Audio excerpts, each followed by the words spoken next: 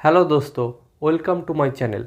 मैं ये वीडियो काफ़ी दिनों बाद बना रहा हूँ और मैं इस वीडियो में आपको दिखाऊंगा कि रेलवे ग्रुप डी में नौकरी करने वाला एक एम्प्लॉय को स्टार्टिंग में कितना सैलरी मिलता है। उससे पहले मेरा ये वीडियो अगर अच्छा लगा तो लाइक ज़रूर कर देना और चैनल को सब्सक्राइब करना मत भूलिएगा। तो चलिए शुरू करते हैं। ये आ गया रेलवे ग्रुप डी में नौकरी करने वाला एक एम्प्लॉय का सैलरी स्लिप, जिसका डेजिग्नेशन था ट्रैक मेंटेनर ग्रेड 4, जिसका काम रहता है ट्रैक मेंटेन और मरम्मत की। वही पोजीशन में उसको नौकरी लगा था रेलवे ग्रुप डी में, और उसका जॉइनिंग हुआ था आज से 3 साल पहले 21 नवंबर 2019 में। और ये सैलरी स्लिप है अप्रैल 2020 का, और उसका जॉइनिंग हुआ था वेस्ट बंगाल में ईस्टर्न रेलवे हावड़ा सेक्शन पे। तो चलिए देख लेते हैं तो नया जॉइनिंग में क्या क्या उसको अलाउंस मिला है और बेसिक क्या था और क्या क्या डिडक्शन रहा है। तो ये आ गया उसका सैलरी का डिटेल्स, जिसमें उसका बेसिक पे जो है वो है 18,000 और डियरनेस अलाउंस है 3,060 रुपीज़ तब का, यानी ये है बेसिक के ऊपर 17% आ रहा है। तो गवर्नमेंट 17% डीए दे रहा था 2020 को, वही डीए उसको मिला है। अभी का जो डीए है वो इंक्रीज़ हो चुका है, वो 34% डीए है, ऑलमोस्ट डबल हो चुका है। हाउस रेंट अलाउंस जो है वो है 1,800 रुपीज़। ट्रांसपोर्ट अलाउंस भी मिल रहा है 1,053 रुपीज़। और यहाँ पे देखिए risk and hardship allowance for track maintainer, ये है इस पोस्ट के लिए स्पेशल अलाउंस जो है 2,700 रुपीज़। यहाँ पे आपको नहीं दिख रहा होगा शायद यहाँ पे, तो ये है 2,700 रुपीज़। ये इस डेजिग्नेशन ट्रैक मेंटेनर पोस्ट में काम करने के लिए स्पेशल अलाउंस जो हम कह सकते हैं वो मिल रहा है। तो उसके बाद चलिए देख लेते हैं क्या क्या डिडक्शन होता है। यहाँ पे देखिए ये डिडक्शन का जो पार्ट है जो रिकवरी करके लिखा है, तो उसमें जो पहला जो डिडक्शन हो रहा है रेलवे एम्प्लॉय इंश्योरेंस स्कीम सी 30 रुपीज़। ये हर महीना डिडक्शन होता है जो रेलवे इंश्योरेंस के लिए। और यहाँ पे हो रहा है देखिए prime minister citizen assistant and relief fund, corona patient के लिए जो डोनेशन हुआ था तो वही है, ये उसमें गया था 600 रुपये उसका डिडक्शन हुआ था।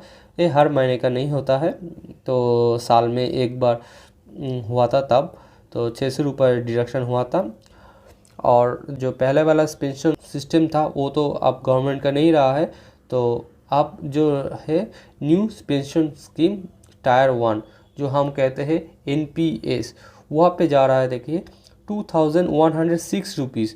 ये जो पैसा है वो यहाँ पे जो बेसिक और डीए ऐड करके जितने अमाउंट आता है उसका 10% ये NPS पे जाता है। ये अभी state government employee, central government employee और PSU बैंक सभी LIC सभी जगह यही सिस्टम हो चुका है।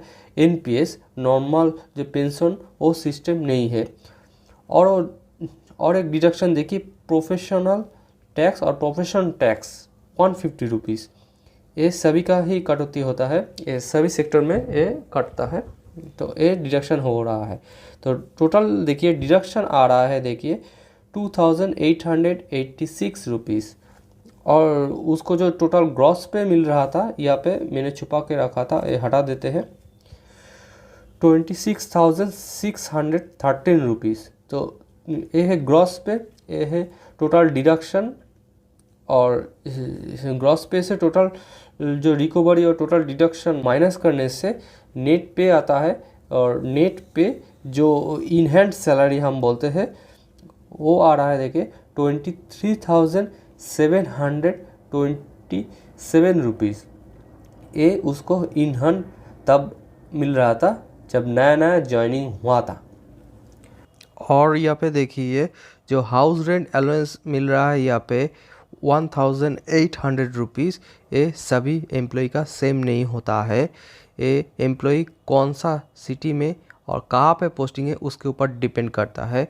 ये डिफरेंट होता है सिटी में, अर्बन में और रूरल एरिया में। सिटी में रहने के खर्चा ज़्यादा रहता है तो वहाँ पे हाउस रेंट अलाउंस ज़्यादा मिलता है, और रूरल एरिया में रहने का खर्चा कम रहता है तो उसके लिए हाउस रेंट अलाउंस थोड़ा कम मिलता है। ये सभी के लिए सेम होता है।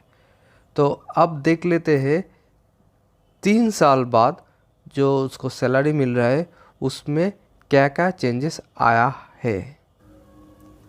और ये आ गया उसी एम्प्लॉय का सैलरी स्लिप। ये देखिए सितंबर 2022 का सैलरी स्लिप है उसी एम्प्लॉय का, जिसका देखिए बेसिक अभी चल रहा है 19,700, यानी 1,700 रुपीज़ का इंक्रीमेंट हुआ है। ये कैसे हुआ है? 3 साल नौकरी कर रहा है तो जो सिस्टम है 18,000 के ऊपर पहला इंक्रीमेंट जो रहता है 500 रुपीज़ का, उसके बाद जो होता है 600 रुपीज़ करके हर साल 6 साल बढ़ता है।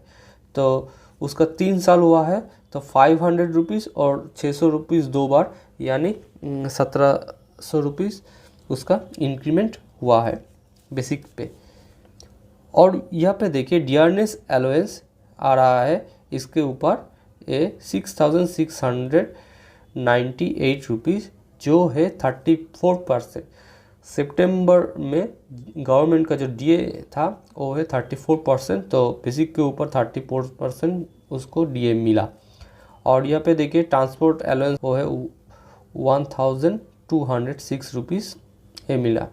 और देखिए नेशनल हॉलीडे अलाउंस मिला है इसको सितंबर में, जो है 768 रुपीज़, जो रहता है जो नेशनल हॉलीडे है उन दिनों में काम करने में ये पैसा मिलता है। और देखिए risk and hardship allowance for trackman जो है 2,700, वो 3 साल पहले जब नया नया ज्वाइनिंग किया था वही था, अब भी वही है। देखिए जो इंक्रीमेंट हुआ है वो है बेसिक पे में और डियरनेस अलाउंस में। बेसिक पे 1,700 इंक्रीमेंट हुआ है, डियरनेस अलाउंस 17% था 3 साल पहले, अभी गवर्नमेंट दे रहा है 34%, तो 34% मिला है बेसिक के ऊपर। और यहाँ पे जो एम्प्लॉय है वो नेशनल हॉलीडे में काम किया था उस महीने में, इसलिए उसको 700 रुपये का जो एक अलाउंस मिल रहा है। यहाँ पे एक चीज़ गौर कीजिए, यहाँ पे 3 साल पहले का जो सैलरी स्लिप है उसमें हाउस रेंट अलाउंस है, यहाँ पे नहीं है। इसका कारण 3 साल पहले जब एम्प्लॉय ने ज्वाइनिंग किया था वहाँ पे जाके, जहाँ पे उसका पोस्टिंग था वहाँ पे, तो उसको रेलवे क्वार्टर नहीं मिला था, इसलिए उसको अलग से रेंट लेके रहना पड़ रहा था, इसलिए उसको HRA मिल रहा था। अभी उसको रेलवे क्वार्टर मिल गया है, उसके लिए उसको HRA नहीं मिल रहा है।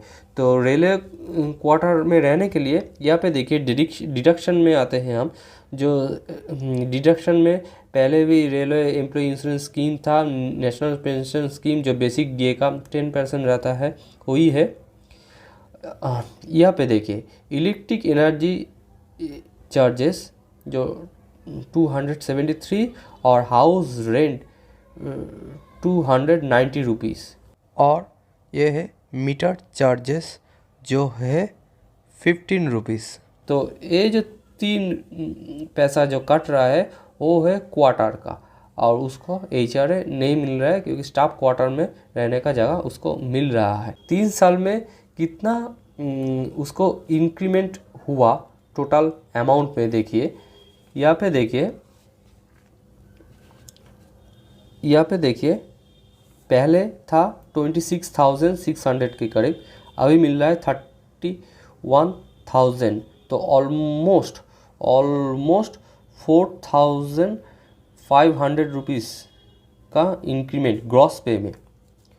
और जो इन हैंड सैलरी है देखिए यहाँ पे 23,700 की करीब मिल रहा था, यहाँ पे 27,600, तो ऑलमोस्ट 3,900 रुपीज़ का इंक्रीमेंट उसको मिल रहा है। तो ये था रेलवे ग्रुप डी में नौकरी करने वाला एक एम्प्लॉय का सैलरी स्लिप, जिसमें दिखाया बेसिक क्या होता है, अलाउंस क्या क्या मिलता है और डिडक्शन क्या रहता है। इनमें मैं 2 चीज़ मेंशन करना चाहूँगा। पहला चीज़ है रेलवे एम्प्लॉय जो 2004 के बाद ज्वाइन किया है उसको प्रोविडेंट फंड का डिडक्शन नहीं होता, या प्रोविडेंट फंड अकाउंट में कोई पैसा अलग से जमा नहीं होता है। और दूसरा जो है वो है पेंशन सिस्टम नहीं है, सिर्फ सैलरी से 10% कट के पेंशन अकाउंट में जमा होता है और सेम अमाउंट रेलवे एम्प्लॉय का पेंशन अकाउंट में जमा करता है, जो बाद में पेंशन की तरह मिलेगा रिटायरमेंट के बाद। तो आशा करते हैं ये वीडियो आपको अच्छा लगा। अगर अच्छा लगा तो वीडियो को लाइक ज़रूर कर देना और चैनल को सब्सक्राइब करना मत भूलिएगा।